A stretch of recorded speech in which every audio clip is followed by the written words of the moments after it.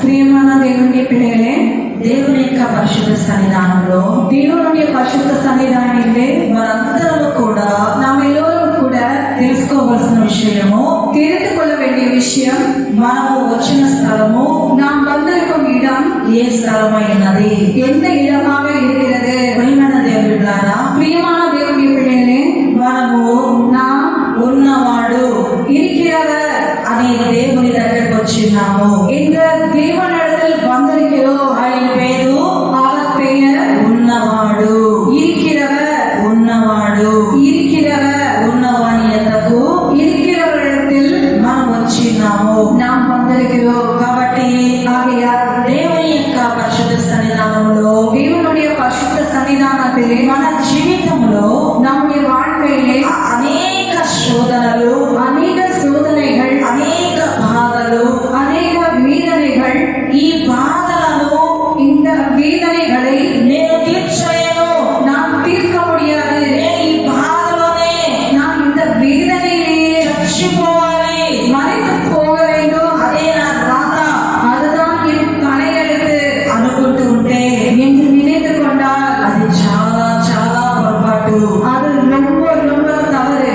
ప్రియమైన దేవుడారా, பிரியமான தேவனுடைய பிள்ளைகளே, నిన్ను సృష్టించినటువంటి உன்னை சிருஷ்டித்த నీ దేవుడు உன் தேவன் నీ కొరకు సిద్ధముగా ఉన్నారు. உனக்காக ஆயத்தமாய் இருக்கிறார். ఆయన పేరు அவர் பெயர் ఉన్నవాడు, இருக்கிறவர், ఉన్నవాడు, இருக்கிறவர். ఆయన పేరు அவர் பெயர் చూచుచున్నవాడు, பார்க்கின்ற தேவன். ఆయన పేరు அவர் பெயர் ప్రార్థన ఆలకించేవాడు, ஜெபத்தை கேட்கிறவர். ఆయన పేరు அவர் பெயர் మరుగైన కార్యాలను மறைந்து இருக்கிற காரியங்களை బయలుపరిచేవాడు. வெளிப்படுத்துகிறவர். కాబట్టి ஆகையால் దేవుని యొక్క పరిశుద్ధ సన్నిధానంలో தேவனுடைய பரிசுத்த சந்நிதியிலே ఆయన మాటలను அவருடைய வார்த்தைகளை మనం జాగ్రత్తగా వినాలి. நாம் ஜாக்கிரதையாக கேட்க வேண்டும். ఈ ప్రపంచం అంతా కూడా, இந்த உலகம் முழுவதும் கூட, ఈ ప్రపంచం యొక్క இந்த உலகத்தினுடைய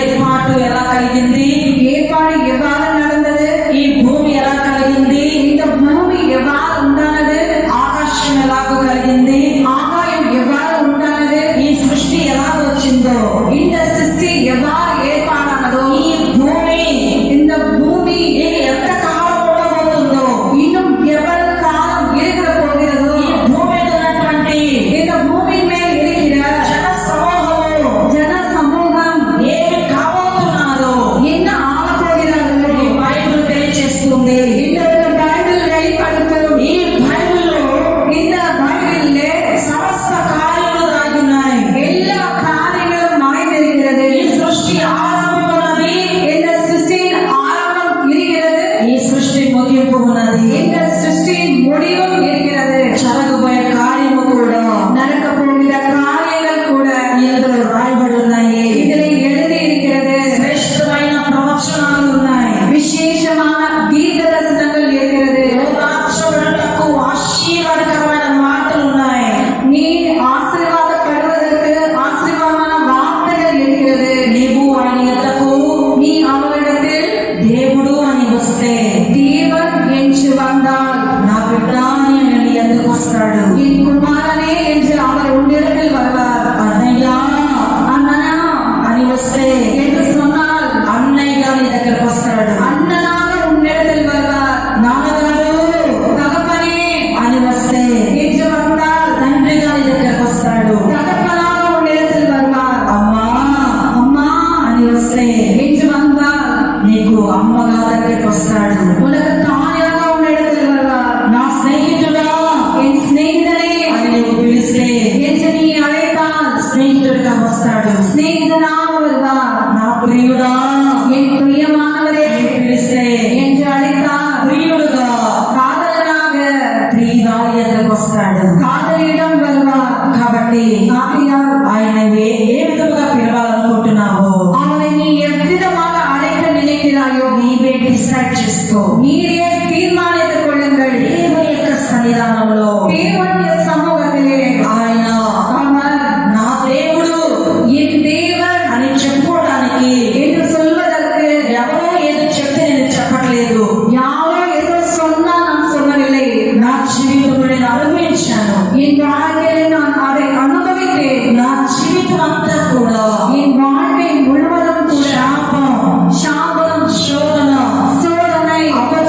கஷ்டாలు, தோல்விகள், ஆவேதன, வேதனைகள், ఆహారము లేని, சாப்பாடு இல்லாமல், అలాంటి భయంకర పరిస్థితుల్లో அப்படிப்பட்ட பயங்கரமான நிலைமைகளில் ఉన్న నా జీవితంలో இருந்த என் வாழ்க்கையிலே ప్రభువు వచ్చాడు. கர்த்தர் வந்தார். ప్రియమైన దేవుని బిడ్డలారా, பிரியமான தேவனுடைய பிள்ளைகளே, దేవుని యొక్క సన్నిధానంలో தேவனுடைய சமூகத்திலே మా జీవితంలో అద్భుతంగా నిలిచాడు.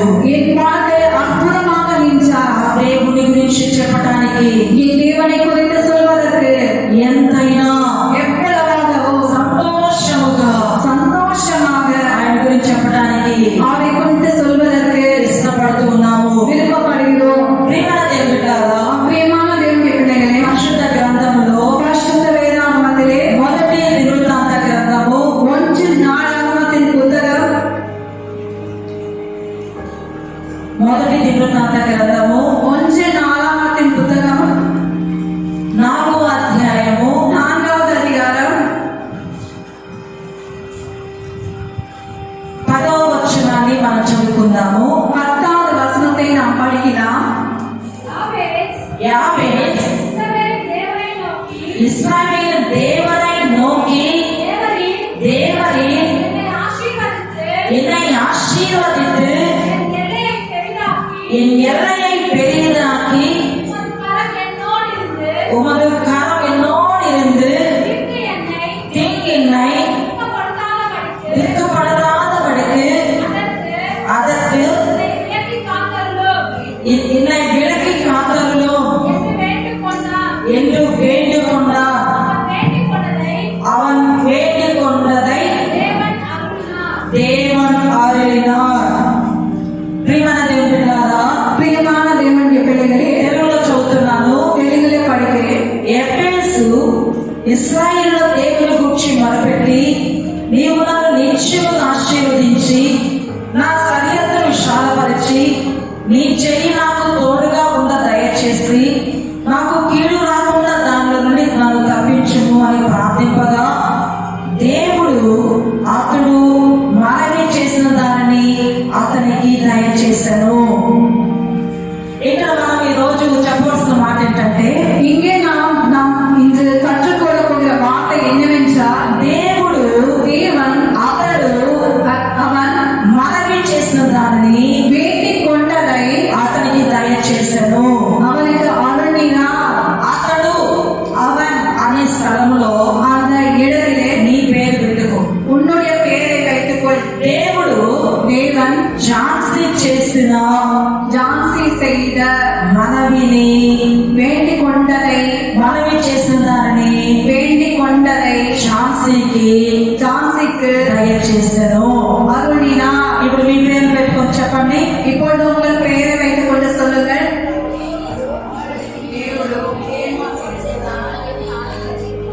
தேவன் మనము దేవునికి ఏది చెప్పామో தேவனுக்கு எதை சொன்னோமோ దేవుడు దానిని தேவன் அதை దయచేసి ఉన్నాడు, அருளி இருக்கிறார், అనుగ్రహించినాడు.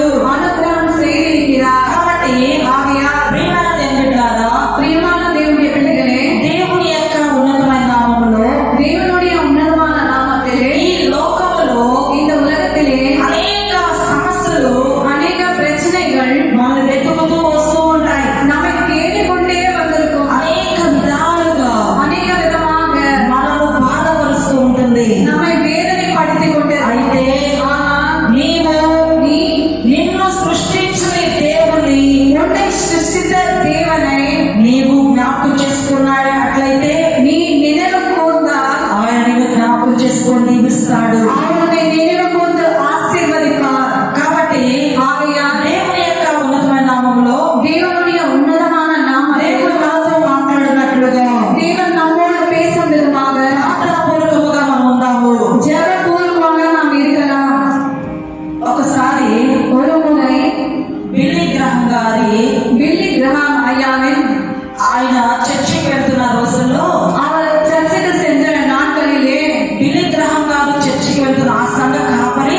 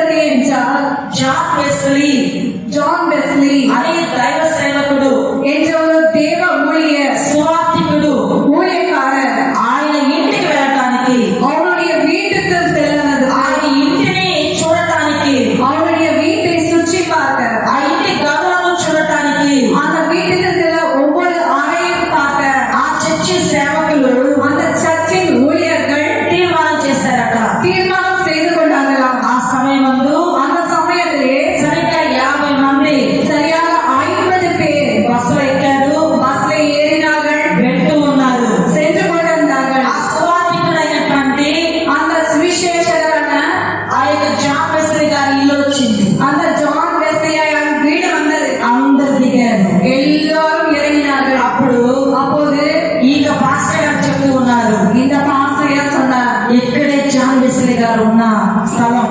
இதுதான் ஜான் வெஸ்லி ஐயா இருந்த இடம். జాన్ వెస్లీ గారు ఇక్కడ కూర్చుంటారు. ஜான் வெஸ்லி ஐயா இங்க உட்கார்வாரு. ఆయన ఇక్కడ కూర్చొని బైబిల్ చదువుకుంటాడు. அவர் இங்க உட்கார்ந்து பைபிள் படிப்பார். ఇంకొంచెం లోపలికి తీసుకెళ్తున్నాడు. இன்னும் கொஞ்சம் உள்ளே அழைத்து சென்றார். ఆయన వేసుకున్న డ్రెస్ ఇది.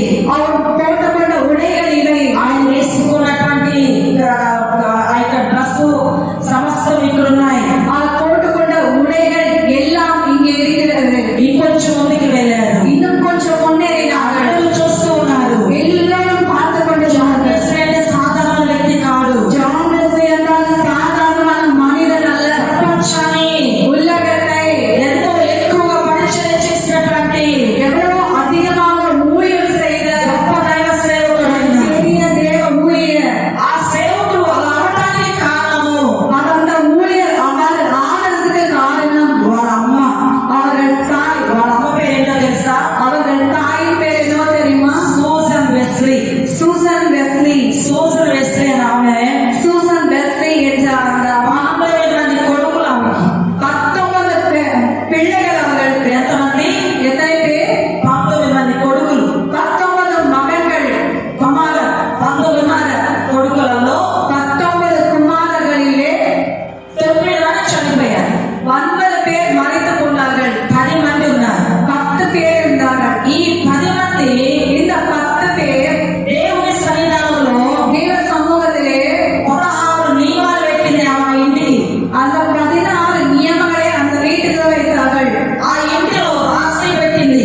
அந்த ரூல்ஸை வீட்டிலே எழுதி வைத்தார்கள். ఈ 16 నియమాలు இந்த 16 நியமங்கள் పిల్లలు పాటించాలి. அந்த பிள்ளைகள் கடைபிடிக்க வேண்டும். క్షమాపణ చెప్పకుండా மன்னிப்பு சொல்லாமல் తప్పు చేసినప్పుడు தவறு செய்யும் போது క్షమాపణ అడగకపోతే மன்னிப்பு கேட்காவிட்டால் వారికి శిక్ష ఉంటుంది.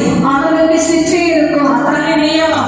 அந்த தாயினுடைய ఆ విధంగా 16 నియమాలు அவ்விதமாக 16 ரூல்ஸ் ఆ ఇంటిలో పెట్టింది. அந்த வீட்டிலே வைத்தார்கள். చాలా స్ట్రిక్ట్ ఉంటుంది.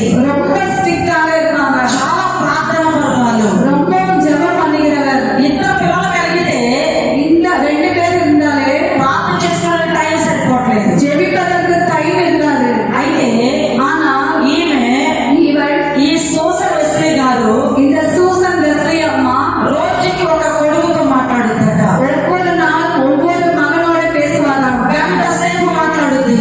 1 மணி நேரம் பேசுவாராம். నువ్వు ఎలాగున్నావు? நீ எப்படி இருக்கிறாய்? దేవుడితో ఎలాంటి సంబంధం ఉంది? தேவனோடு எப்படிப்பட்ட சம்பந்தம் இருக்கிறது? దేవుని యొక్క కార్యాల గురించి చెప్తూ ఉంటారట. தேவனுடைய காரியங்களை குறித்து சொல்லிக் கொண்டு இருப்பாராம். రేపు ఇంకో కొడుకుతో. ஒவ்வொரு நாளும் ஒவ்வொரு மகனோடு. ఆ విధముగా அவ்விதமாக ఆ 10 మంది కొడుకులతో அந்த 10 குமாரரோடு మాట్లాడుతుండేదట. பேசிக்கொண்டே இருப்பாராம். వాళ్ళ ఇంటిలోనే ప్రార్థన జరిపేది. அவர்கள் வீட்டிலேயே ஜெபம் நடந்து கொண்டிருப்பாங்க. ప్రతి ఆదివారం మధ్యాహ్నం 2 గంటలకు ప్రార్థన. ஒவ்வொரு ஞாயிறு மதியம் 2 மணிக்கு ஆராதனை. ఉత్సవంగా జరిపించేదట. மிகவும் உற்சாகமாக நடத்துவாராம். తర్వాత பிறகு 200 మంది ఆత్మలయ్యారంట. 200 ஆத்மாக்கள் அங்கே சேர்ந்தார்களாம். ఆ తల్లి వేసిన విత్తనము அந்த தாய் போட்ட விதை ఆ కుమారులు ఏదైతే ఉందో அந்த பிள்ளைகளில் ஏதோ இருக்கிறதோ అందరూ కూడా దేవునికి సొంతమయ్యారు. அவங்க எல்லாரும் கூட தேவனுக்கு சொந்தமானார்கள். అంత మాత్రమే కాదు, அது மட்டுமல்ல, ఆ యొక్క జాన్ వెస్లీ அந்த ஜான் வெஸ்லி ஐயா ప్రపంచ ప్రఖ్యాతిగాంచినటువంటి உலகத்திலே நல்ல ஒரு பேர் வாங்கின గొప్ప సువార్తికుడయ్యాడు. பெரிய சுவிசேஷகர் ஆனார். ఆయన ఇంటికి அவர் வீட்டுக்கு చర్చి వాళ్ళు టూర్కి వెళ్ళారు. சர்ச்சைக்காரர்களே சபையாளர்கள் டூருக்கு போனார்கள். వెళ్ళినప్పుడు சென்றபோது ఆ పాస్టర్ గారు அந்த பாஸ்டர் ஐயா అన్ని చూపిస్తూ ఉన్నారు. எல்லாமே காட்டிக் கொண்டிருந்ததா? చూపిస్తూ ఉండగా காட்டிக் கொண்டிருந்து ఒక గదిలోకి వెళ్ళగా ஒரு அறைக்குள் செல்லவே ఆ గదిలో அந்த ஒரு அறைக்குள் జాన్ వెస్లీ గారు ஜான் வெஸ்லி ஐயா ప్రార్థన చేసే గది అది. ஜெபிக்கும் அறை அது. ప్రార్థన చేసుకునేటటువంటి స్థలము. ஜெபிக்கும் ஸ்தலம் அது. ఆ స్థలాన్ని చూపిస్తూ ఉన్నారు. அந்த இடத்தை காட்டிக் கொண்டிருந்தார்கள். ఆ చర్చి పాస్టర్ గారు చూపిస్తూ ఉన్నారు. அந்த சர்ச்சின் பாஸ்டர் ஐயா காட்டிக் கொண்டிருந்தார்கள். జాన్ వెస్లీ గారు ప్రార్థన చేసుకునే స్థలం ఇది. ஜான் வெஸ்லி ஐயா ஜெபிக்கும் இடம் இது. దేవునితో మాట్లాడే స్థలము. தேவனோடு பேசுகிற ஸ்தலம்.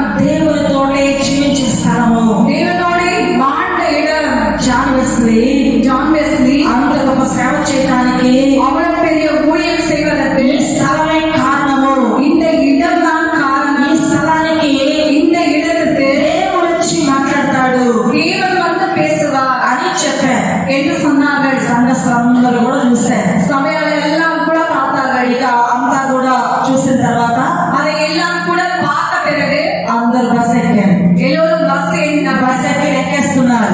பஸ் ஒவ்வொருவராக ஏறுகிறார்கள். ఎవరెవరు వచ్చారు யார் யார் வந்தார்கள் అని చూస్తుండగా என்று பார்த்து கொண்டிருக்கையில் బిల్లి గ్రహం మిస్ అయ్యారు. பில்லி கிரஹாமையா மிஸ் ஆனார். గురువు మనం బిల్లిని మర్చిపోయాం.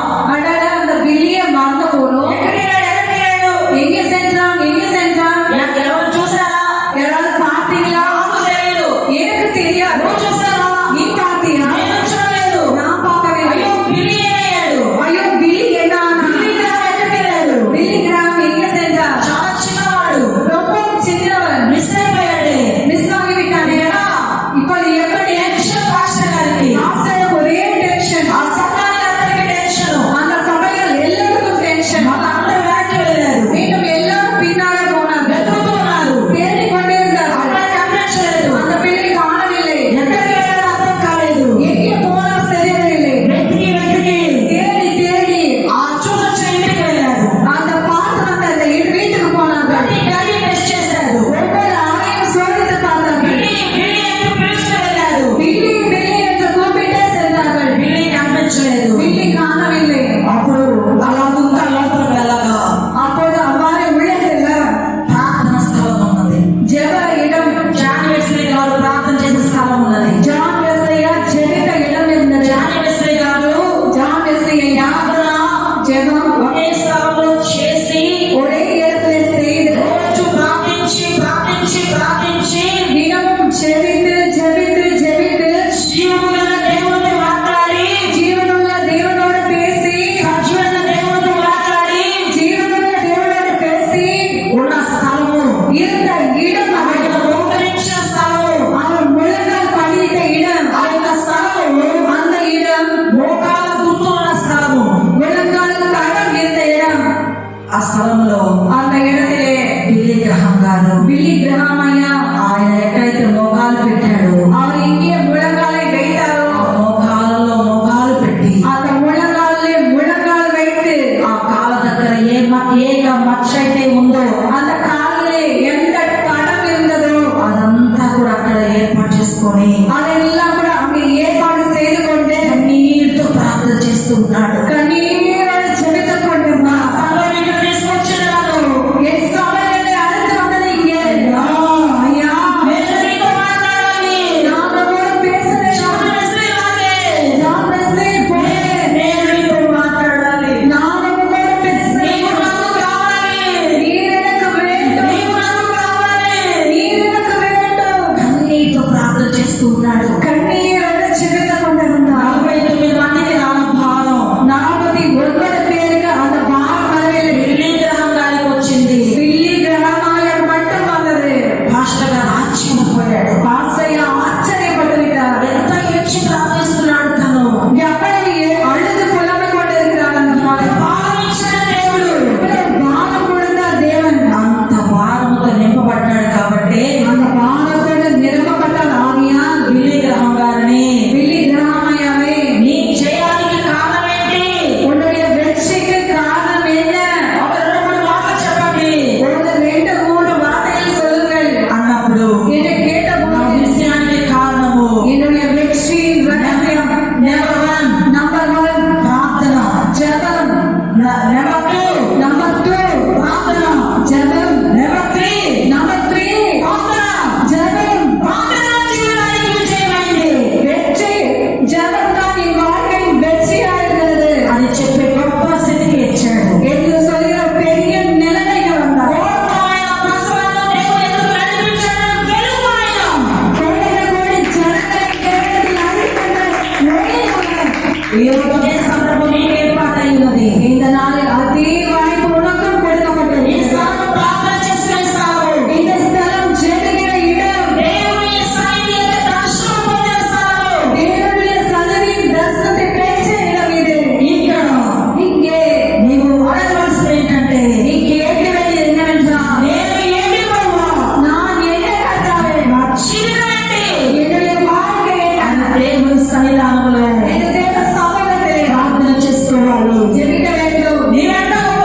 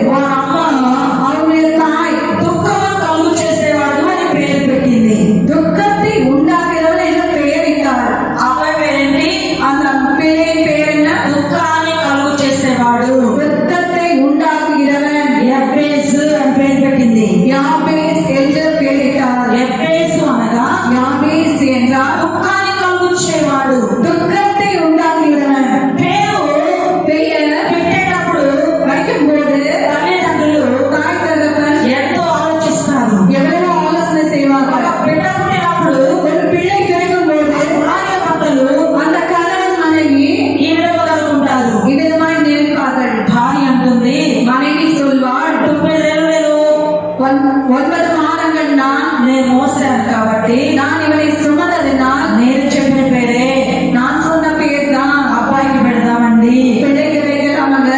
లేదు లేదు, இல்ல இல்ல, నేను చెప్పిన పేరే நான் சொன்ன பெயர் தான் అని తండ్రి అంటాడు. என்று தகவல் சொல்வார். అప్పుడు ఆ ఇంటి ప్రజలు అంటారు, அப்பொழுது அந்த வீட்டின் ஜனங்கள் சொல்வாங்க, మీరు ఎదురాగానే మేము చెప్పే పేరు పెడదామంటారు. நீங்க 2 பேரும் நில்லுங்க, நாம சொல்ல பெயர் வைங்கன்னு சொல்றாங்க. ఎందుకు అంటే எதற்கு என்றால் పేరులో ప్రత్యేకత ఉంది. பேரில் ஒரு சிறப்பு இருக்கிறது. ఆ పేరు నిన్ను ఐడెంటిఫై చేస్తుంది. அந்த பேர் சொன்னால் தெரியும். ఆ పేరు నిన్ను గుర్తించడం చేస్తుంది. அந்த பெயர் உனக்கு ஒரு அடையாளத்தை கொடுக்கும். ఆ పేరు నిన్ను బలపరుస్తుంది. அந்த பெயர் உன்னை பலப்படுத்தும். నా పేరు ఎంత దరిద్రం ఉంది అని ఎవరు అనుకున్నారా? என் பெயர் இவ்வளவு தரித்திரமாக இருக்கிறது என்று யாராலும் நினைத்தார்களா? ఒక అమ్మాయి ஒரு பெண் నల్లగా ఉంటది. கருப்பாக இருக்கும். అయితే వాళ్ళ అమ్మ ఏం పేరు పెట్టింది తెలుసా? ஆனால் அந்த பெண்ணுக்கு அவங்க அம்மா என்ன பேர் పెట్టారు தெரியுமா? నెలా. நிலா. ఏం పేరు? என்ன பேர்? నెలా. நிலா. అమ్మాయి చూస్తే ఎలా ఉంది? அந்த பெண் எப்படி இருக்கிறார்? నల్లగా ఉంది. கருப்பா இருக்கும். అయితే పేరు ఎలా పెట్టారు? பேர் எப்படி வச்சாங்க? నెలా. நிலா. అలా సంతోషంగా ఉన్న పేరు. எவ்வளவு சந்தோஷமாக இருக்கு அந்த பெயர். కాబట్టి ஆகையால் దేవుని యొక్క సన్నిధిలో தேவனுடைய சமூகத்தில் మన పేరు நம்முடைய பெயர் ఆలోచించి ஆலோசனை செய்து పెట్టిన పేరు. வைத்த பெயர். అయితే ஆனா ఇక్కడ ఈ తల్లి இங்கே இந்த தாய் ఈ బిడ్డకు இந்த பிள்ளைக்கு దుఃఖము అని పెట్టింది. துக்கம் என்ற பெயர் வைத்தார். యాబేసు అనగా யாபேஸ் என்று சொன்னால் துக்கம், దుఃఖము. துக்கம். తమ సహోదరులందరూ தன் சகோதரர் எல்லாரும் వేదనకరమైన స్థితి. வேதனைகரமான ஒரு நிலை. ఈ యాబేసు ఇంటిలో இந்த யாபேசன் வீட்டிலே సమాధానం లేదు. சமாதானம் இல்லை. అందరూ అతని దుఃఖము అని చెప్పి పిలుస్తున్నారు. எல்லாரும் அவனை துக்கம் என்று அழைக்கிறார்கள். నేను పుట్టినప్పుడు நான் பிறந்தபோது నేను శనివారం పుట్టానని நான் சனிக்கிழமை பிறந்தேன் என்று ఎప్పుడైనా కోపం వస్తే எவ்வாறு கோபம் வந்தால் శనివారం పుట్ట శనిదానా అనేవారు. சனிக்கிழமையில் பிறந்த சனியே என்று சொல்வார்கள். ఆ తర్వాత அதன் பிறகு దేవుని మహాకరుణను బట్టి தேவனுடைய மகா கிருபையினால் ఆ శనివారమే హైలైట్ అయింది ఇంట్లో. இப்போது அந்த சனிக்கிழமை தான் வீட்டுல ஹைலைட் ஆயிடுச்சு. డాడీ మాస్టర్ గారి కొడుకులు டானி பாஸ்டர் மகன்கள் ఇద్దరు శనివారాలే పుట్టారు. 2 பேரும் சனிக்கிழமை தான் பிறந்தார். అత్త పుట్టినట్టు వీళ్ళు పుట్టారు అనుకునేటట్టుగా. அத்தை பிறந்தவாறு இவர்களும் பிறந்தார்கள் என்று நினைவார்கள். ஆகையால் మనము పుట్టినటువంటి దినాన్ని நாம் பிறந்த நாளை ఎందుకు పుట్టానో నేను எதற்கு பிறந்தேனோ நான் పుట్టకపోయినా బాగుండేది. பிறக்காமல் இருந்தால் நலமாயிருக்கும். ఎలా బ్రతకాలి ఈ లోకంలో? எவ்வாறு வாழ வேண்டும் இந்த உலகத்திலே? దేనికి బ్రతకాలి ఈ లోకంలో? எதற்கு வாழ வேண்டும் இந்த உலகத்திலே? ఎవరున్నారని బ్రతకాలి? யார் இருக்கிறார் வாழ வேண்டும்? చచ్చిపోతే బాగుంటుంది. மறைத்தால் நலமாயிருக்கும். ఇక మాకు జీవితమే లేదు. இனி எனக்கு வாழ்க்கையே இல்லை. నాకు మేలే లేదు. எனக்கு நன்மையே இல்லை. ఆశీర్వాదమా? ஆசீர்வாதம் అది ఎక్కడ ఉంది? அது எங்கே இருக்கு? ఏ వైపు నుంచి వస్తుంది? எந்த இடத்துல இருந்து வரும்? అది నాకు వద్దు. அது எனக்கு வேண்டாம். అది నా దగ్గర రాదు. அது என் இடத்தில் வராது. అలాగే அவ்வாறு అలా అనుకునే జీవితంలో அப்படி நினைக்கிற வாழ்க்கையில் అనేక మంది ఉంటున్నారు. அநேக பேர் இருக்கிறார்கள். ప్రియమైన దేవుడారా, பிரியமான தேவனுடைய பிள்ளைகளே, దేవుడు మాత్రమే మాట్లాడుతూ ఉన్నాడు. தேவன் நம்மோடு பேசிக் கொண்டிருக்கிறார். ఇక్కడ இங்கே యెబ్బేసు కూడా யாபேஸ் கூட వాళ్ళ అమ్మే அவர்கள் தாயே దుఃఖమును కలిగించేవాడు అని పేరు పెడితే துக்கத்தை உண்டாகிறவள் என்று பெயர் சொன்னால் పిలుస్తుంది ఆ పిల్లవాడిని. அந்த தாய் அந்த பிள்ளையை அழைக்கிறார். రే దుఃఖాన్ని కలిగించేసేవాడు ఇటుమా துக்கத்தை உண்டாகிறவளே இங்கே வா అని పిలుస్తుంది. என்று அழைக்கிறார். నువ్వు పుట్టినంత వల్ల మాకు దుఃఖమునా? நீ பிறந்ததினால் எனக்கு துக்கம்டா, వేదన నువ్వు நீ வேதனைடா అనే విధముగా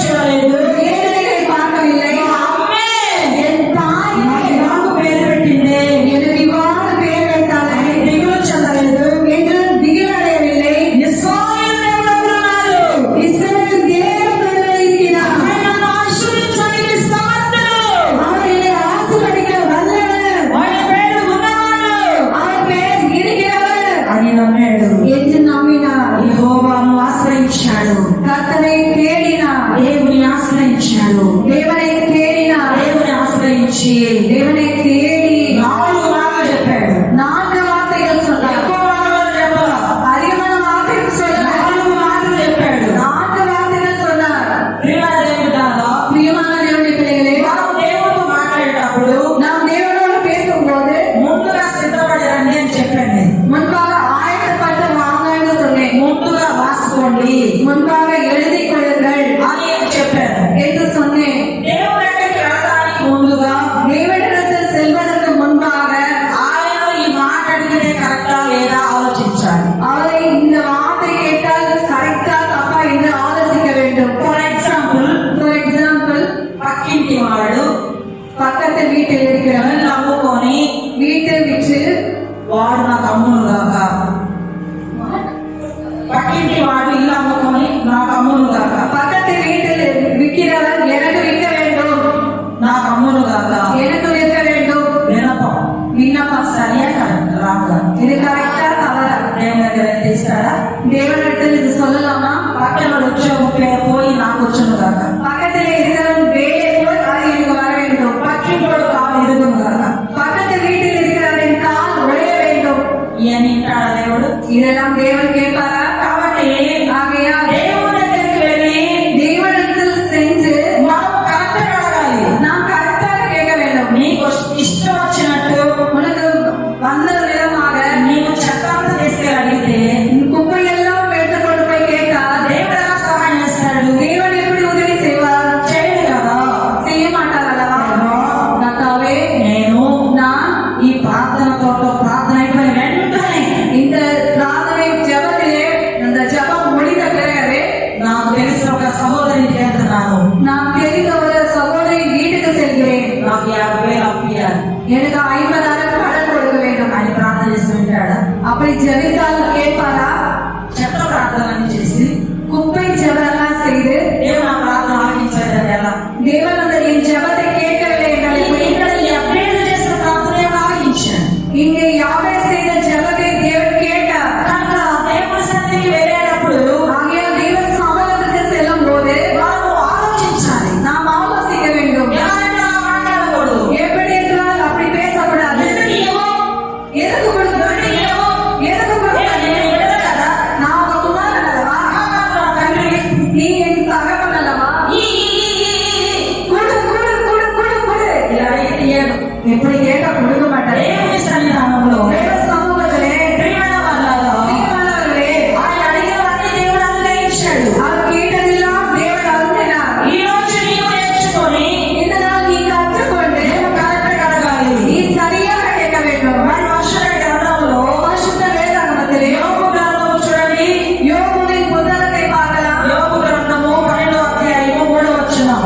யோபு புத்தகம் 12வது அதிகாரம் 3வது வசனம். యోబు గ్రంథం 12వ అధ్యాయం 3వ వచనంలో యోబు ఈ మాట చెప్తున్నాడు. யோபு 12:3 தேவன் யோபு இப்படி சொல்கிறார், உங்களைப் போல எனக்கும் புத்தி உண்டு, உங்களிலும் நான் தாழ்ந்தவன் அல்ல. இப்படிப்பட்டவர்களை அறியாதவன் யார்? என் சிநேகிதரால் நான் நிந்திக்கப்பட்டு தேவனை நோக்கி பிரார்த்திப்பேன். அவர் எனக்கு மறு உத்தரவு அருள்வார். உத்தமனாகிய நீதிமான் பரியாசம் பண்ணப்படுகிறார். ஆபத்துக்குள்ளானவன் சுகமாய் இருக்கிறவனுடைய நினைவு. చాలా 3వ వచనంలో ఈ మాట తెలుగులో లాస్ట్ చూడండి. దేవునికి మొదలుపెట్టి ప్రత్యుత్తరం పొందిన వాడనైన నేను అని ఉంది. ఉందా మీ బైబిల్లో? దేవునికి మొదలుపెట్టి தேவனை பிரார்த்தித்து ప్రత్యుత్తరములు மறு உத்தரவு పొందిన వాడనైనా அடைந்தவனாகிய నేను நான் అని యోగు అంటున్నాడు. என்று யோபு சொல்கிறார். దేవునికి మొదలుపెట్టి ఏం పొందుకున్నాడు? தேவனிடத்தில் வேண்டிக் கொண்டு என்ன பெற்றுக்கொண்டார்? క్షమాపణ పొందుకున్న వాడనైన నేను. விடையை பெற்றுக்கொண்டவனாகிய நான். కాబట్టి ஆகையால் దేవునికి మొదలుపెట్టేది కరెక్ట్ గా ఉండాలి. தேவனை பிரார்த்திப்பது கரெக்டாக இருக்க నీ வேண்டும். ఇష్టం వచ్చినట్టుగా నీవు మొదలుపెట్టకూడదు. நீ விரும்பினது போல பார்த்துக்க கூடாது. ప్రభా, கர்த்தாவே, నాకు పెద్ద మేడ అయ్యా, எனக்கு பெரிய வீடு கொடுங்க, నాకు కారు కావాలి, எனக்கு கார் வேண்டும், నేను ఫ్లైట్ లో పోవాలి, நான் ஃபிளைட்ல போக வேண்டும், నేను చేతి నిండా సంపాదించాలి, நான் கை நிறைய சம்பாதிக்க வேண்டும். అనే విధముగా விதமாக ఈ ప్రార్థనలకు இந்த ஜெபங்களுக்கு జవాబులు రావు. விடை வராது. ప్రియమైన దేవుని బిడ్డలారా, பிரியமான தேவனுடைய பிள்ளைகளே, ఇక్కడ ఎఫెసు இங்கே யாபேஸ் తనను అందరూ దుఃఖపుత్రుడు అంటున్నప్పటికీ కూడా தன்னை எல்லாரும் வேதனை புத்திரன் என்று சொன்னபோதும் கூட ఆయన దేవుడు அவர் தேவனோடு మొరపెట్టాడు. பிரார்த்தித்தார். ఏమని మొరపెట్టాడో చూద్దామా? என்னவென்று பிரார்த்தித்தார் பார்க்கலாமா? 19వ వచనంలో 10వ వచనంలో 10வது வசனம். ఎఫెసు ఇశ్రాయేలు దేవునికి వచ్చి మొరపెట్టి, నీవు నన్ను నిత్యముగా ఆశీర్వదించి யாபேஸ் இஸ்ரவேலின் தேவனை நோக்கி, தேவனே என்னை ஆசீர்வதித்து. అర్థమైందా? புரிந்ததா? ఏమని చెప్పాడు? என்னவென்று சொன்னா, దేవుని స్తోత్రం, தேவனை ஸ்தோத்திரம். హల్లెలూయా. ஹல்லேலூயா. ఒకసారి నవ్వండి చూద్దాం. ஒருமுறை எல்லாமே சிரிங்க பார்க்கலாம். నవ్వండి, சிரிங்க, బాగా నవ్వండి, చూడాలనిపిస్తుంది. நல்லா சிரிங்க, பார்க்கணும் போல தோணுது. గొప్ప విడ్డలే పోదం సంతోషమే, ఆడలం ఆడలం ఇందురానే, నమ అప్ప విడ్డలే పోదం సంతోషమే, ఆడలం ఆడలం ఇందురానే, ఎనమే ఆడువో ఆడువో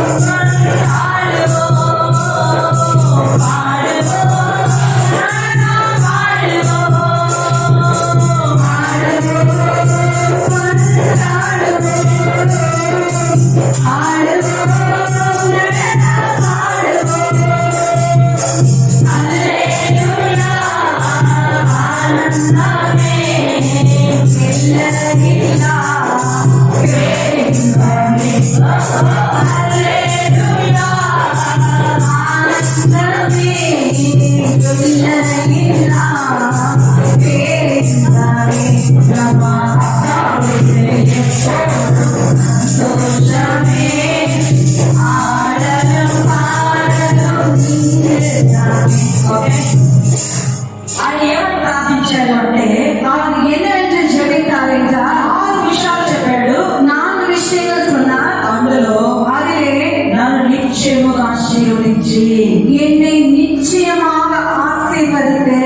అంటే అర్థం ఏంటంటే, அப்படி என்றால் பொருள் என்னன்னு தெரியுமா? ప్రభా கர்த்தாவே, నా ప్రయత్నాలు కావు, என்னுடைய முயற்சிகள் அல்ல, నా ఆలోచన కావు, என்னுடைய ஆலோசனைகள் அல்ல, నీవే నన్ను ఆశీర్వదించు நீரே என்னை ஆசீர்வதியும் అని ప్రార్థించాడు. என்று ஜெபித்தார். ఆశీర్వాదం అంటే ఏమనుకుంటున్నాం? ஆசீர்வாதம் என்றால் என்னவென்று நினைக்கிறோம்? రెండింటిలో మనము ரெண்டு வீட்டு வாடகை வீட்டில் இருக்கிற நான் సొంత ఇల్లు కట్టుకుంటే சொந்த வீடு கட்டிக்கொண்டால் అది ఆశీర్వాదం அது ஆசீர்வாதம் అనుకుందాం. என்று நினைக்கிறோம். నువ్వు ప్రార్థన చేస్తే అది వచ్చింది. ప్రార్థన చేయడం ఇల్లు కట్టుకుంటున్నాడుగా. நீ ஜெபித்தால் அது வந்தது. ஜெபிக்காதவர்களும் வீடு கட்டுகிறார்கள் அல்லவா? దానేమంటావు? அதை என்னென்னு சொல்லுவோம்? నువ్వు కారు కొన్నావు, நீ கார் வாங்கிக்கொண்டாய். ఆశీర్వాదం. இது ஆசீர்வாதம். నీకు గవర్నమెంట్ జాబ్ వచ్చింది, உனக்கு கவர்மெண்ட் ஜாப் అది ఆశీర్వాదం. அது ஆசீர்வாதம். ఆశీర్వాదం. ஆசீர்வாதம். దేవుడు నన్ను தேவன் என்னை ఆశీర్వాదంగా ఉంచాడు. ஆசீர்வாதமாக வைத்தார். గవర్నమెంట్ ఉద్యోగం ఇచ్చాడు, கவர்மெண்ட் வேலை கொடுத்தார். సొంత ఇల్లు ఇచ్చాడు, சொந்த வீடு கொடுத்தார். మంచి ఇంటినిచ్చాడు, நல்ல வீட்டை கொடுத்தார். అన్ని విధాలుగా కృప చూపించాడు. எல்லா விதமாக கிருபை காட்டினார். ఇవి నిజమైన ఆశీర్వాదాలు కావు. இது உண்மையான ஆசீர்வாதங்கள் அல்ல. లోకంలో ఎంతమంది అనుభవిస్తున్నారు వీటిని? உலகத்தில் எத்தனையோ பேர் இதை அனுபவிக்கிறார்கள். ఆశీర్వాదం అంటే ఏంటి? ஆசீர்வாதம் என்றால் என்ன? ఫర్ ఎగ్జాంపుల్, ஒரு எடுத்துக்காட்டாக దేవుడు ఇక్కడ నిలబడి தேவன் இங்கே நின்று వెనక 2 చేతులు పెట్టుకొని, இவ்வாறு பின்னாலே 2 கையும் கட்டிக்கொண்டு, అమ్మా அம்மா నువ్వు రక్షించబడి ఎన్నాళ్ళైంది நீ ரட்சிக்கப்பட்டு எத்தனை நாள் ஆகிறது అన్నప్పుడు என்று கேட்கும்போது, ప్రభువా கர்த்தாவே, నీ దాసులో నేను உன் தாசனாகிய நான் రక్షించబడి ரட்சிக்கப்பட்டு 15 సంవత్సరాలైంది. 15 வருடங்கள் ஆனது. అమ్మా அம்மா, నీ వెనక உன் பின்னாக నీ ఆత్మలేరి உன்னுடைய ஆத்மாக்கள் எங்கே? இல்ல கர்த்தாவே, అది చేయడానికే నేను కుదరలేదు ప్రభా. அதை செய்ய என்னால முடியல கர்த்தாவே. అప్పుడు என்று சொல்லும் போது, చేస్తావా? செய்வியா? చేయవా? செய்ய மாட்டியா? నా కోసం ఉంటావా? எனக்காக நிற்பாயா? ఉండవా? இருக்க மாட்டியா? அப்ப ఇంకెందుకు ఉండేది నువ్వు వచ్చి அப்ப நீ ஏன் இங்க இருக்கவா? నన్ను అడగదు. நான் என்கிட்ட இருவா పిలిస్తే ఏం చేస్తాం? ఏంటని அவர் அழைத்தால் என்ன செய்வாய்? నిజమైన ఆశీర్వాదం అంటే ఏంటి అంటే உண்மையான ஆசீர்வாதம் என்றால் என்னவென்றால் నీ వలన 10 మంది ఆశీర్వాదాలు ఉంటాయి. உன் மூலமாக 10 பேர் ஆசீர்வாதம் అది ఆశీర్వాదం అంటే அது ఆశీర్వాదం என்றால் ఆశీర్వాదం అంటే ஆசீர்வாதம் என்றால் కొండలో చెప్పులు కొనుక్కోవడం కాదు. அந்த பாத்திரம் பண்டம் வாங்குறது இல்ல, కిచెన్ రూమ్ ని టైల్స్ లో కట్టడం కాదు. கிச்சன் ரூம்ல டைல்ஸ் போட்டு கட்டுறது இல்ல, బాత్రూమ్ లో ఏదో పెట్టుకోవడం కాదు. பாத்ரூம்ல வேற ஏதாவது வைக்கிறது இல்ல, కట్టలు కట్టలు డబ్బు దాచుకోవడం కాదు. கட்டு கட்டாக பணம் மறைத்து வைக்கிறது இல்ல. ఆశీర్వాదం అంటే ஆசீர்வாதம் என்றால் నీ వలన உன் மூலமாக ఇంట్లో హ్యాపీగా ఉండాలి. பக்கத்து வீட்டால் சந்தோஷமா இருக்க வேண்டும். నీ వలన உன் மூலமாக అనేక మంది அநேக பேர் ఆశీర్వదించబడాలి. ஆசீர்வதிக்கப்பட வேண்டும். ఆ ఆశీర్వాదం నీ దగ్గర ఉందా? அந்த ஆசீர்வாதம் முன்னிடத்தில் இருக்கிறது. ప్రభు వచ్చి అడిగితే கர்த்தர் வந்து கேட்டார், పాపను రక్షించుటకు பாவிகளை ரட்சிக்க మనిషి కుమారుడు மனுஷகுமாரன் ఈ లోకానికి వచ్చెను. இந்த உலகத்துக்கு வந்தார். తెలుసు కదా మాట? உங்களுக்கு அந்த வார்த்தை தெரியும் அல்லவா? యేసు ప్రభు ఈ లోకానికి ఎందుకు వచ్చాడు? கர்த்தரான இயேசு இந்த உலகத்துக்கு எதற்கு வந்தார்? పాపను రక్షించుటకు பாவிகளை ரட்சிக்க మనిషి కుమారుడు மனுஷகுமாரன் ఈ లోకానికి వచ్చెను. இந்த உலகத்துக்கு வந்தார். మనం ఏమనుకోవాలంటే நாம் என்ன நினைக்க வேண்டும் என்றால் పాపల రక్షణలోకి నడుపుటకు பாவிகளை ரட்சிப்புக்குள்ளாக நடந்த ఈ భూమి మీద ఉంచెను. என்னை இந்த பூமியிலே நிறுத்தினார். దేవుడు ఎందుకు ఉంచాడు ఈ భూమి మీద? தேவன் உன்னை இந்த பூமியில ஏன் வைத்தார்? పాపలను రక్షణ మార్గం నడపడానికి பாவிகளை ரட்சிப்பின் பாதையை நடத்த నిన్ను ఉంచాడు. உன்னை நிறுத்தினார். అది గ్రహించాలి. அதை நாம் புரிந்து கொள்ள வேண்டும். ఎందుకు వచ్చాడు తులసి? எதற்கு வந்தாய் துளசி? ఎందుకు వచ్చాడు? ఎందుకు వచ్చాడు నిన్ను? ఉంటావా పోతావా? ఉంటావా పోతావా? ఉంటారా పోతారా చెప్పండి. இருப்பீங்களா போவீங்களா சொல்லுங்க. అదేనా? ఉన్నారా? இருப்பீங்களா లేకపోతే పరలోకంగా ఉండేస్తారా? இல்லைன்னா பரலோகத்துக்கு போவீங்களா? యేసయ్య ఉంచే ప్రతి దినము మన కోసం ఎందుకు? இயேசு ஒவ்வொரு நாளும் தருவதற்கு எதற்கு? ఇతరులకు ఆశీర్వాదం ఉండడానికి. பிறருக்கு ஆசீர்வாதமாக இருப்பதற்கு. కాబట్టి ஆகையால் దేవుని సన్నిధానంలో தேவனுடைய சன்னிதானத்திலே దేవుని నమ్ముకొని தேவனை நம்பி ఇన్ని సంవత్సరాలైంది అని చెప్పుకోవడం వద్దు. இத்தனை வருஷம் ஆனது சொல்வது வேண்டாம். నీ వలన உன் மூலமாக ఇతరులు பிறர் ఆశీర్వదించబడాలి. ஆசீர்வதிக்கப்பட வேண்டும். అక్కా, அக்கா, నీ ప్రార్థన వలన உன் ஜெபம் నీ மூலமாக చెప్పిన మాటల వలన நீ சொன்ன வார்த்தை నీ மூலமாக యేసు గురించి చెప్పడం వలన நீ அந்த இயேசுவை குறித்து சொன்னதை నేను దీవించబడ్డాను. நான் ஆசீர்வதிக்கப்பட்டேன் చెప్పేవారు என்று சொல்கிறவர் ఉన్నారా? இருக்கிறாரா? అలా తయారు చేస్తున్నావా? அப்படி தயாராகிறாரா? ఈ రోజు ప్రార్థనలో ఉండు. இந்த நாளில் ஜெபத்திலே இரு. ప్రియమైన దేవుని ద్వారా பிரியமான தேவனுடைய பிள்ளைகளே, దేవుడు నన్ను ఆశీర్వదించి நீர் என்னை நிச்சயமாய் ஆசீர்வதித்து అని என்று ఇక్కడ ఎఫెసు అడుగుతున్నాడు. இங்கே யாபேஸ் கேட்கிறார். ఆయన ఎన్నో శ్రమలు ఉన్నాయి. அவருக்கு எவ்வளவோ சிரமங்கள் అందరూ இருக்கிறது. దూషించి మాట్లాడుతున్నారు. எல்லாரும் தூஷித்து பேசுகிறார்கள். శాపం ఉంది. சாவு இருக்கிறது. అవన్నీ పట్టించుకోకుండా அவையெல்லாம் கண்டுகொள்ளாமல் దేవుని వైపు చూశాడు. தேவனை நோக்கி பார்த்தார். రెండవదిగా ఏమంటున్నాడు? இரண்டாவதாக என்ன சொல்கிறார்? నా సరిహద్దులను என் எல்லையை విశాలపరచి பெரிதாக்கி. అతనిగా புரிந்ததா? రెండవది ఏంటి? இரண்டாவது என்ன? సరిహద్దులను எல்லைகளை విశాలపరిచి பெரிதாக்க అంటే என்றால் నా చిన్న గుడిసెను என்னுடைய சின்ன குடிசையை పెద్దగా చెయ్యి. பெரிதாக ஆக்கும்.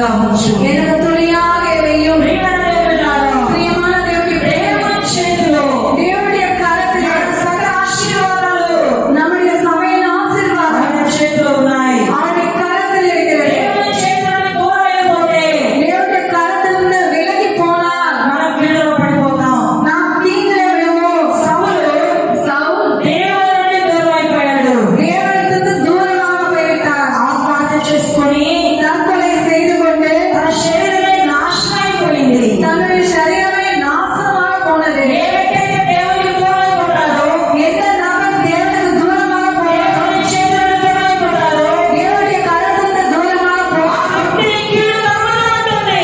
அந்த நபரை தீங்கு துரத்தி கொண்டிருக்கும். కాబట్టి ஆகையால் నేను దేవుని చేతిలో ఉండాలి. நாம் தேவனுடைய கரத்தில் నీ இருக்க చెయ్యి வேண்டும். నాకు తోడుగా ఉంచు ప్రభువా. உமது கரம் என்னோடு வையும் கர்த்தாவே. దేవుని సన్నిధానంలో தேவனுடைய சமூகத்திலே యోబు யோபு ఎంతో எவ்வளவாகோ దేవుని మీద నమ్మకం ఉంచుకున్నాడు. தேவன் மேல் நம்பிக்கை வைத்தார். ఒక్క దినమందే ஒரு நாளில் ఆయనకున్న సర్వము పడిపోయింది. அவருடைய எல்லாம் போய்விட்டது. అయితే ప్రియమైన వాళ్ళారా, ஆனால் பிரியமானவர்களே, ఎంతగానో எவ்வளவாகவோ ఉన్నతమైన దేవుని యందు నమ్మకం ఉంచాడు. உன்னதமான தேவனை மேல் நம்பிக்கை வைத்தார். యోబు யோபு దేవుని చేతిని పట్టుకోలేదు.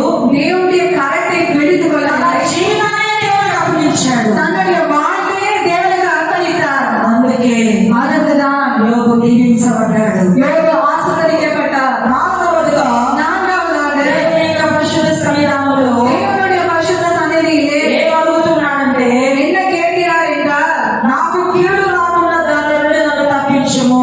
தீங்கு என்னை துக்கப்படுத்தாதபடிக்கு அதற்கு என்னை விலக்கி காத்தருளும். కీడు రాకుండా చేయి ప్రభువా. தீங்கு வராமல் ఏ காத்துக்கொள்ளும். కీడు నన్ను వాటిల్లకూడదు ప్రభువా. எந்த தீங்கும் என்னை அணுகக்கூடாது கர்த்தாவே. నాకు సహాయం చేయమని எனக்கு உதவி செய்ய ప్రార్థన చేశాడు. ஜெபித்தார். యేసు ప్రభువు కూడా ఒక ప్రార్థన నేర్పించాడు. கர்த்தரான இயேசு கூட ஒரு ஜெபத்தை கற்றுக்கொண்டார். మేము కీడులను శోధనలను పడకుండా మమ్మల్ని తప్పించు అని ప్రార్థన చేయమని. நாங்கள் தீங்கிலும் சோதனையும் அகப்படாதபடிக்கு எங்களை தப்புவித்துக் கொள்ளும் என்று ஜெபித்தார். కాబట్టి ప్రియమైన వాళ్ళారా, ஆகிய பிரியமானவர்களே, కీడు నుండి తప్పించాలని தீங்கிலிருந்து தப்பித்துக் கொள்ள ఈ విధముగా இவ்விதமாக తన జీవితము தன்னுடைய வாழ்க்கை శాపగ్రస్తం ఉన్నప్పటికీ சாபமாக இருந்தாலும் கூட నిజ దేవునికి ప్రార్థన చేశాడు. உண்மையுள்ள தேவனை நோக்கி ஜெபித்தார். నిజ దేవుని జ్ఞాపకం చేసుకున్నాడు. உண்மையுள்ள தேவனை நினைவு கூர்ந்தார். అందువలన அதனால் యోబు మరియు యెబేజు జీవితము இந்த யோபு யாபேசுடைய வாழ்க்கையும் దీవించబడింది. ஆசீர்வதிக்கப்பட்டது. దేవుని యొక్క పరిశుద్ధ సన్నిధానంలో தேவனுடைய பரிசுத்த சந்நிதியில் సాతాను మనకి சாத்தான் நமக்கு బలహీనపరుస్తూ ఉంటాడు. பலவீனப்படுத்திக் கொண்டே నీరసం వస్తుంది, சோர்வு வரும், బాధ వస్తుంది. வேதனை வரும். ఇవన్నీ నిన్ను మోసం చేస్తున్నవి. இவையெல்லாம் உன்னை மோசப்படுத்துகிறது. సజీవ దేవుని ఎదుకు ஜீவனுள்ள தேவனாகிய அவருக்கு మరణం వచ్చినాము. நாம் எல்லாரும் வாழ்ந்திருக்கிறோம். ఆయన రక్షించడానికి వచ్చినాము. அவரை தரிசிக்க வந்திருக்கிறோம். యేసు ప్రభువారు கர்த்தரான இயேசுவானவர் తన శిష్యులతో ఉన్నప్పటికీ కూడా தன்னுடைய சீஷர்களோடு இருந்த போதும் கூட ఆ శిష్యులను విడిచిపెట్టి அந்த சீஷர்களை விட்டுவிட்டு ఒంటరిగా ప్రార్థన చేసుకున్నాడు. தனிமையே சென்று ஜெபித்தார். ఇద్దరు ముగ్గురితో ప్రార్థన. 2-3 பேரோட ஜெபம். ఇట్లా ప్రార్థన ఆయన ఎక్కువగా ఒంటరితనమే ఇష్టపడ్డాడు. இவ்வாறு ஜெபத்திலே அவர் தனிமையை தான் அதிகமாக விரும்பினார். ఒంటరి ప్రార్థన தனிமை ஜெபம் ఇతరుల బాధలను మనం గుర్తెరిగినట్లు చేస్తుంది. பிறருடைய வேதனை அறிந்து கொள்ளும் விதமாக செய்யும். ఏ కీడు ఎలా రాబోతుందో మనకు తెలియజేస్తుంది. எந்த தீங்கு எவ்வாறு வருமோ நமக்கு தெரியப்படுத்தும். నీ ఒంటరిగా దేవుడితో మాట్లాడితే நீ தனிமையில தேவனுக்கு பேசினார். ఆయన నీతో నీ దగ్గరికి వస్తున్నాడు. அவர் முன்னிடத்தில் வருவார். కాబట్టి ఈ రోజు మనం చేయవలసింది ఏంటంటే, ஆகையால் இதை நாம் செய்ய வேண்டியது என்றார். ప్రభువా, கர்த்தாவே, నేను நான் పూర్తిగా முழுமையாக గొప్పదాన్ని కాదయ్యా. நான் பெரியவன் அல்ல. నీవు నా హృదయంలో நீர் என் இருதயத்திலே పని చేయాలి. வேலை செய்ய வேண்டும். విశ్రాంతి. இந்த இடத்திலிருந்து నేను ఇంటికి వెళ్ళిన తర్వాత நான் வீட்டுக்கு சென்ற నా பிறகு జీవితము என்னுடைய வாழ்க்கை ఆశీర్వాదముగా ஆசீர்வாதமாக టర్నింగ్ పాయింట్ అవ్వాలి. ஒரு turning point ஆக வேண்டும். నా బ్రతుకు మారాలి. என்னுடைய வாழ்க்கை மாற வேண்டும். నీవు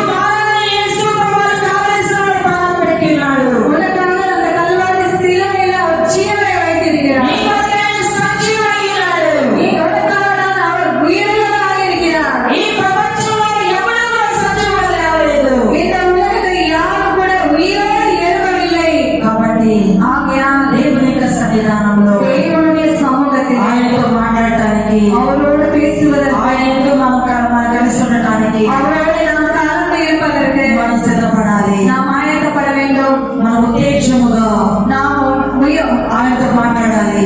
எவ்வளோ ஆவலாக ఆయనతో కలుసుకోవాలి. அவரோடு நாம் கலந்து కలిగిన ఆసక్తి నీళ్ళు కలగాలి. கிராமமாய் உண்டான அந்த ஒரு எழுப்புதல் నాకు యేసయ్య కావాలి. எனக்கு இயேசுவே வேண்டும். బిడ్డ తన తల్లి కొరకు ఏడుస్తున్నట్లుగా, பிள்ளை தன் தாயாக அழுகிறது போல, పాల కొరకు ఏడుస్తున్నట్లుగా பாலகாலத்தில் அழுகிறது போல నాకు యేసయ్య కావాలి. எனக்கு இயேசப்பா வேண்டும். యేసయ్య దర్శనం కావాలి. இயேசுவின் தரிசனம் வேண்டும். యేసయ్య అందుకోవాలి. இயேசுவையா அனுப்பப்பட నా வேண்டும். జీవితం మారిపోవాలి. வாழ்க்கை மாறி போக పరిస్థితి మారిపోవాలి. நிலைமை மாறி போக అనేక ఆశీర్వాదాలు రావాలి. அநேக ஆசீர்வாதங்கள் అందుకే దేవుడు ఈ లోకంలో ఉంచినాడు. தேவன் எனக்காக வந்திருக்கிறார். అందుకని ఈ లోకంలో ఉంచినాడు. அடுத்ததாக இந்த உலகத்தில் என்னை வைத்திருக்கிறார். కాబట్టి ఇప్పుడే చాలా ఆలస్యం అయిపోయింది. இப்பொழுது மிகவும் தாமதமானது. నా వయసు గతించిపోయింది. என்னுடைய வயதெல்லாம் கடந்து போனது. నేను ఆయన కోసం ఉండాలి. நாம் அவருக்காக இருக்க வேண்டும். దేవుని చూడటానికి వచ్చాం మనం. தேவனை பார்க்கிறதுக்கு வந்திருக்கிறோம். కాబట్టి ஆகையால் వ్యక్తిగతంగా ప్రార్థన చేసుకోవడానికి, தனிமையாக ஜெபிப்பதற்கு సిద్ధపడటానికి ஆயத்தப்படுவதற்கு நீங்கள் సిద్ధపడాలని ஆயத்தப்பட வேண்டும். దేవుని మీద మనం చేస్తూ தேவனுடைய சமூகத்திலே ఒంటరి వాడైనటువంటి ఎబ్బేసు జీవితంలో தனிமைப்படுத்தப்பட்டோம். நாங்கள் யாவேசின் ఆయన చేసిన ప్రార్థనలు ఆలకించబడ్డాయి. அவர் செய்த ஜெபம் கேட்கப்பட்டது. ఆ సమయంలో మధ్యలో ఆయన గానం పొందాడు. அவர் சமூகத்தின் மத்தியில் அவர் கனம் பெற்றார். కాబట్టి ஆகையால் దేవుని చేతకి தேவனுடைய கரத்துக்கு నీ జీవితాన్ని ఇస్తావా? உன்னுடைய வாழ்க்கை கொடுப்பது தேவனுக்காக నువ్వు జీవిస్తావా? நீ வாழ்வாயா? నువ్వు సిద్ధపడతావా? நீ ஆயத்தப்படுவாயா? ఈరోజు ఈ స్థలంలో இந்த நாள் இந்த இடத்திலே మనం ఆరాధన చేయడానికి நாம் ஆராதனை నాకు செய்வதற்கு సహాయం చేశాడు. கர்த்தர் உதவி செய்தார். కనుక ప్రార్థన చేసుకుందాం. ஆகிய அந்த நேரத்தில் செபிக்கலாம். అందరం మోకరించుదాం. எல்லோரும் முழங்கால் படியிடலாம்.